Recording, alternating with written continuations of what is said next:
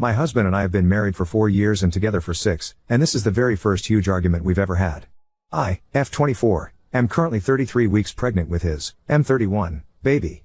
When I was 20 weeks pregnant, my doctor diagnosed me with placenta previa, which, if you don't know, is basically when the placenta for my baby is covering the opening in my cervix.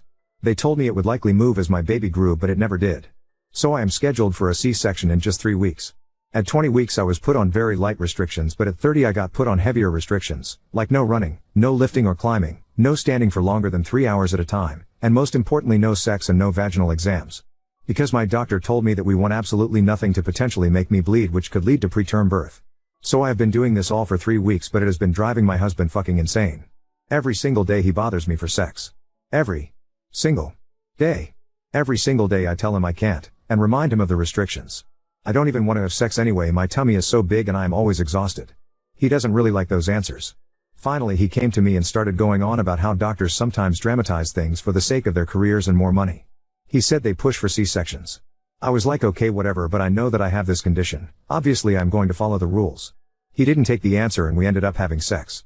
For a few hours after, I was having really heavy bleeding and I got so scared. I was crying in the bathroom, trying to figure out what to do. I ended up calling my doctor and she told me to come in right away. The whole car ride there I was just sobbing, imagining that in an hour I would be having a C-section for an only 33-week-old baby. We quickly figured out that I am not in preterm labor, I was just bleeding and as long as it stops it will be okay. It did and I am fine. But while I was there my doctor asked my husband to leave and started asking me questions. She asked me if I did anything I wasn't supposed to do. She was like, this isn't accusatory, it's okay, it's just better to know if it was caused by something or random. I told her that I had sex. She just went over all the things again and then gave me a bunch of information on domestic violence. She put them in my purse for me, literally. I was so embarrassed. When we got into the car I broke down and yelled at my husband, telling him to never do that to me again and telling him that my doctor knows more than him and knows what is best for me and the baby. He apologized and I could tell he really meant it. I have still been holding a grudge for days and he's been groveling for days. He asked me how long I was going to make him apologize. I told him at least until the baby is born. Update 1. I posted this about 7 hours ago and I cannot believe how many people have responded. I don't know if I could ever say thank you enough to such thoughtful strangers on the internet. So originally my plan was to tell my doctor and my SIL, maybe my brother, but I wasn't looking forward to discussing those details with him. I rescheduled my weekly appointment with my doctor for TMR. I know some people said I would be able to just walk in, but I didn't want to do it and then make some excuse to my husband. The comments made me realize the severity of the situation and honestly I am terrified. So I called my SIL when she got off work and we had a really long conversation. I mentioned in the comments, but my SIL and brother have never really liked my husband, especially my SIL. She was very supportive and kind and we talked for a long time. I guess I can admit now that it wasn't just sex, it was rape. We talked about that more than anything else, and she cleared the whole confusion thing up very quickly. I told her a lot of the things my mom excused because she likes my husband, and my SIL was livid. I guess I kinda knew she always would be, which is why I never told her. She ended up telling me to talk to my doctor and she will talk to my brother and we will see what's going on. She said she will come down on the soonest flight, but my brother cannot come yet because they do have children of their own. I was content with that though, and my appointment with my doctor is tomorrow. So my husband got home kinda early and saw how I was upset. I really was planning on getting myself together before he came home, but I did not have time. Still, I was not going to tell him anything, but he was being so kind, which he really usually is. I know that's hard to believe, but it's true. But today especially he was so kind and so worried about me. I know it was stupid to explain the situation, but I did. I don't know why. I'm just used to telling him my problems, I guess. It was a mistake and I know that. I am really trying not to be so stupid anymore, but it's hard to switch from thinking about him as my loving and caring husband to my husband who is hurting me. So I told him that, and how he hurt me, and honestly I'm scared now. He was like, what? How? I said by forcing me to have sex, by literally forcing my legs apart and telling me to calm down. He was like, oh my fucking god, Lily, don't fucking say that. That's a crime, do you understand that? Do you understand you just accused me of martial rape? And pushed me away from him. I started to apologize, and he started to say it was okay and do that thing where he acts like I'm dumb again. So I finally like, yeah actually, I really do understand that now. It isn't right and it is martial rape. It resulted in a huge argument, once again. He called me an idiot for even daring to say those words. I called him an abuser and he literally laughed. He was like, who are you talk? Ain't too. You don't know what you're talking about, and started to go on and on about things I don't know about. He said sex with his wife isn't rape, no matter how you split it. I ended up trying to just walk away, but he grabbed me by my wrist. I snatched my hand away and he held up his hands, was like, oh I'm sorry, that might be considered battery of a pregnant woman, if we're going by your definitions. The condescending tone is what really drove me to the edge, and I told him I don't want to be around him. He was like, fine, I'll go. I said no, I want to go. I want to be away from you. He threw the credit card at me and told me to go get a hotel then. So I did. And here I am, typing this now. And my SIL is on her way right now, but I am so far from okay. He's called me several times but I won't answer. I've never seen him that angry before. I am slightly concerned what he will do if I genuinely tell him I want to leave and take the baby. He is the one who wanted to have a child, and I was convinced. It won't let me take her easily, and that terrifies me. Every time my daughter kicks I just want to sob. I never thought that my own baby would make me cry like this. But I am just so scared. Best of luck to you. Oop, it is terrifying. It's so strange that the moment I said a word he didn't like, he was meaner and worse than I've ever seen him. Update 2. It is his card, but I told the hotel what was going on and they seemed to understand. My SIL will be here soon, so it's just tonight I'll be alone. Oop, I am already doing this. I want to have my daughter in my home state, but I am not sure how that works, and I am scared to do something wrong and give my husband leverage to take her. I am really trying my best. I only have less than 3 weeks to get somewhere and I'm just stressed and scared. I also know he never allowed me to have the baby or C-section on my own. He will be there. And I just don't know how to deal with that. Oop, I can't. But the drive back to home state is about 20 hours. This one is quick, and for the people who wanted me to verify that I am okay 3, I genuinely don't know what to say about the amount of support I got. Thank you so very much. August 7th I posted my update, and I mentioned having Braxton Hicks for the first time. I was urged to go to the hospital. I originally wasn't going to, but thank goodness that I did, because by the time I walked in the door, I was bleeding so heavily it was down my legs. Turns out I had a placental abruption. August 7th at 10:37 p.m., my daughter was born via emergency C-section. She is now only less than old as I post this, but I am being forced to deal with an attorney and all of this already. She was only 33 weeks and 5 days when she was born. She is tiny, but still doing relatively well, so they tell me. She is in the NICU now and I am in the hospital still as well. I have received lots of care, and while it is all scary and hard, seeing my daughter makes it better. I'm fine, I will be fine, and so will she. The nurses here are amazing, and the doctor told me as long as everything goes well, I get to take my daughter home in just a few weeks. 3 As for my situation, my SIL came shortly after my daughter was born and she's been by my side all day and very supportive. The attorney advised us to allow my husband visitation with my daughter while she is still in the NICU, so I did. I do not have a concern of him hurting our daughter while in the hospital or anything like that. I have received lots of supportive messages from his coworkers and his side of the family, so I am sure he is spinning the story that we are together and everything is fine. He is trying to act like that too. He's seen our daughter several times today, and I think that he was in the hospital with me during the C-section, but I am honestly not sure. He came up to my room this morning while the nurses were helping me take that first walk after the C-section. I was just emotional enough to let him in. I have to be honest and say it wasn't easy to try and hate him after all of this. I still let him comfort me and I still cried to him. But at the end, when he said you wouldn't have had to do this alone if you weren't acting that way, and grabbed my face to make me kiss him, it reminded me of why exactly I am doing this. So yeah, I am not so sure what I'm going to do. Originally I really wanted to have my daughter in my home state so that I could stay there with her and my SIL and brother, but I highly doubt my husband will allow me to take her there. My attorney says I have options, and the options are heavily in my favor, as I did what you all suggested and got the medical records of the rapes, including the one I posted about and 2 more I went to the hospital for over the years, as well as in writing my doctor saying that my placental abruption was likely caused by trauma and stress, for custody and stuff like that, but likely only here where we currently live. Honestly, that's okay. Being able to briefly hold my baby and seeing her and loving her so much has replaced much else in my mind. I want to be safe, but I want her safe most of all. I won't do anything to put her in the situation I was in. She is only 16 hours old and she is all I think about, and will ever think about for the rest of my life. Now on to second story.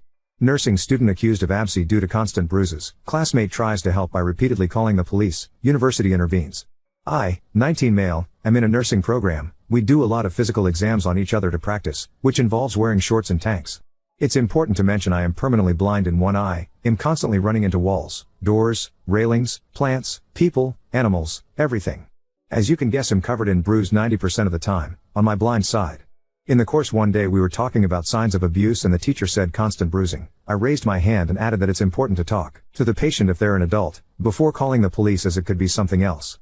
She asked for an example, so I rolled up my sleeve and explained that the bruises were from door handles of the school, which were varying colors and heights. She nodded and agreed. She said with children we call the second we suspect abuse. With adults we attempt to talk to them first, and if their reason seems veiled, we don't call. The lessons continued, and a weekish later the cops showed up to my door. They told me they got a report that I was being physically abused and I was always covered in bruises. I told them about my disability. They checked my home, talked to my family, Saw no further signs, and I asked questions next. They got my address from the university because they take abuse seriously here, and when they talked to the university about me, the university was very concerned and just wanted to help me. After the police left, I talked to some people at the university, including a psychologist, just so they could be sure I had no mental signs of abuse. Then life went on. Well, I was still coming in the bruises every day, and one of my classmates came up to me. She told me our classmate Kay was telling people she was thinking about calling the police again because I'm still covered in bruises. I got my classmate's report written down, alongside a few others, and waited. Sure enough, police showed up again. Same song and dance, but this time I told the university that Kay was using the police to harass me and I wanted something done about it. The university decided the best course of action was to move her from my labs to the other ones so she couldn't see whether I was bruised or not. She's now told me I'm an asshole and that she was just trying to help me, and I didn't need to mess up her whole university schedule.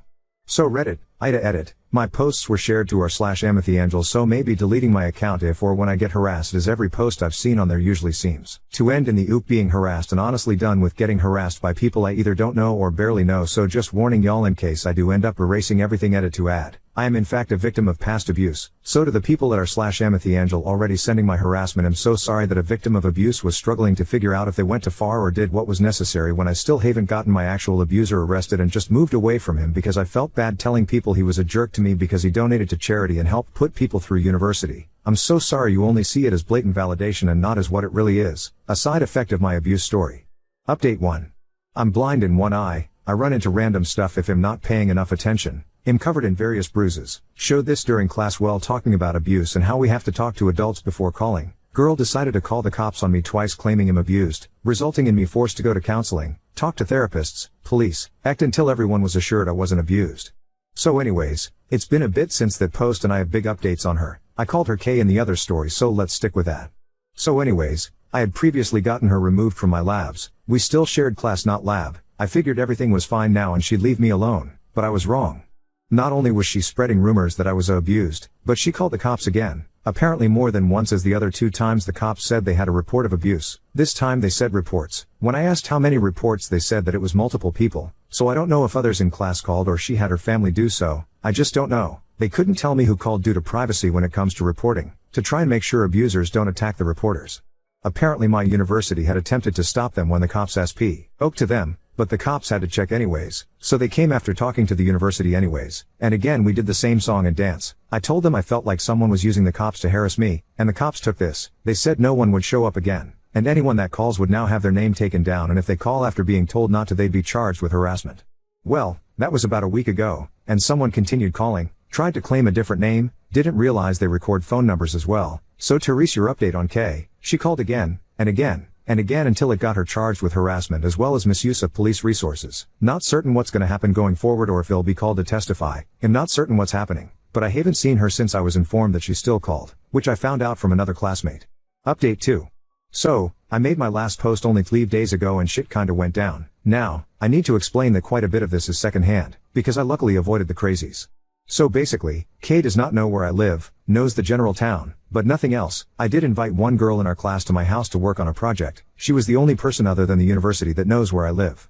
Kay knows this, because her and girl who I'ma call Lily, are kinda not related. Lily's cousin is married to Kay's cousin, so they knew each other prior to the program but not really well, and Lily is also the one that told me about Kay still calling even after the police promised me they would not show up again, which they haven't. They just started taking down the numbers and keeping track of who called, when, and did they call after being told not to.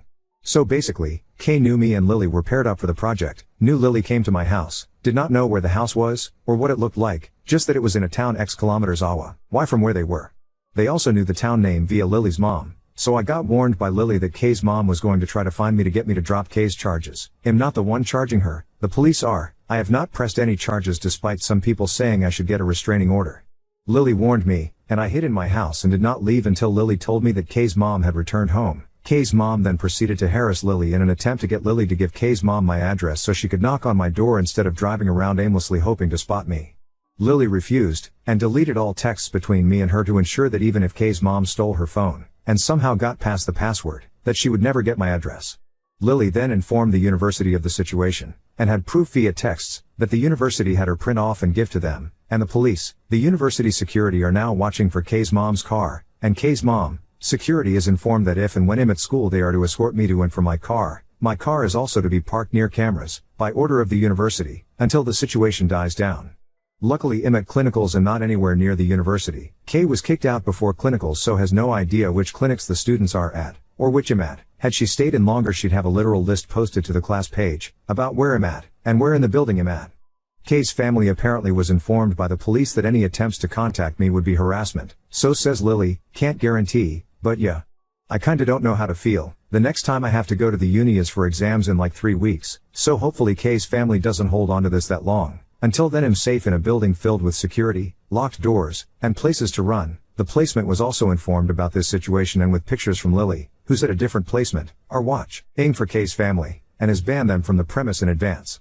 So yeah, if this goes no further I won't update anymore, but if it gets worse I guess I'll update after my exams and the HESI. Wish me luck, because I'm gonna try to not stress too much about the Kay situation and focus on my finals and HESI, instead of that, but don't know how that'll go.